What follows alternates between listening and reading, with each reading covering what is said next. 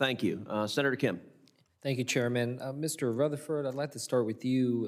The FAST Act of 2015 required the Department of Transportation to establish a national multimodal freight network to assist states in strategically directing their resources, improving performance of our freight system. OSTF is currently in the process of developing this network and has published a draft map for public comment, includes the rail line, highways, ports, rivers, and airports. I believe that this effort is crucial for effectively modernizing these systems and can serve as a larger purpose as well as to help guide our own support. So I just wanted to ask if you could commit that the National Multimodal Freight Network be finalized under your leadership should you be confirmed. Thank you for the question, Senator. And first and foremost, I agree with you about the significance of it, not only for DOT, within DOT, but also at the individual state DOTs. It's a key area of alignment across the federal, state, and local levels, and finalizing that is certainly a priority day one if confirmed. Okay, great. Is that something you would work with me on to make sure that we can keep that going? Absolutely, because the way I look at the National Multimodal Freight Network is it really gives us a sense of the current state of play, and that needs to be the point of departure from which we then develop a broader national freight strategic plan. Yeah, another part of that would be, there's the Freight Logistics Optimization Works Initiative flow. It's crucial understanding and responding to the supply chain disruptions. This was something that was launched in 2022 in response to some of the supply chain disruptions that we're facing at that time. Establishes that public-private partnership between the industry partners and the government so that we can, have a better understanding of the purchase order data from importers, et cetera. So I just wanted to ask, if you're confirmed, can you commit to continuing this program under your leadership and working with Congress to ensure its success? Yes, Senator, and supply chain visibility, it is everything. I like to describe transportation as being an outdoor sport. You've got to be able to change as the operating environment changes, and that forward-looking visibility that Flow provides, I think, is incredibly helpful.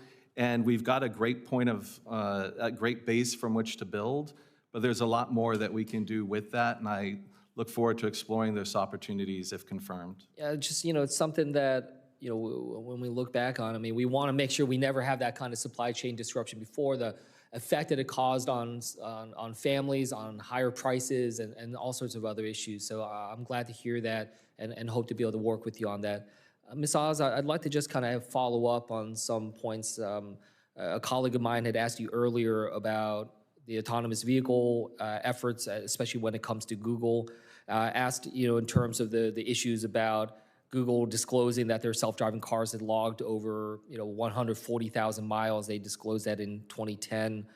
I guess I just wanted to ask you, kind of point blank again, do you think that there was any reason for Google to disclose and to be able to be more transparent about the training as well as the testing that they were doing when it came to autonomous vehicles? Senator, thank you for the question. As I mentioned to Senator Lujan, Google was at the time operating under a testing scenario, which was fully compliant with their capabilities, and the decision to test on public roads was also fully compliant. That was during the time that I actually had not joined yet. So my comments were made after the fact, and my comments were more related to the ability for them to test and to lead in not being distracted and focus in what they were doing, so as not to be distracted by outside comments and interests in what we were doing. I guess I'd be kind of curious now that you're seeking a position that's going to have some oversight over this in terms of understanding. I can see how you can have that position when you are working for Google, but where's the line here? Where's the line in which a company needs to be transparent about testing technology that is still not fully proven, still has concerns over accidents, and doing it in the general public without the public understanding that this is being tested, uncertain when these tests are going to occur, doing it alongside others. I guess I'm just kind of trying to think through, where does that go from here? Well, where do you draw that line? Well, the world's changed quite substantially since then. So right now we do have statewide regulations on what's required by each state. It's fairly open and transparent, but there's no federal framework right now.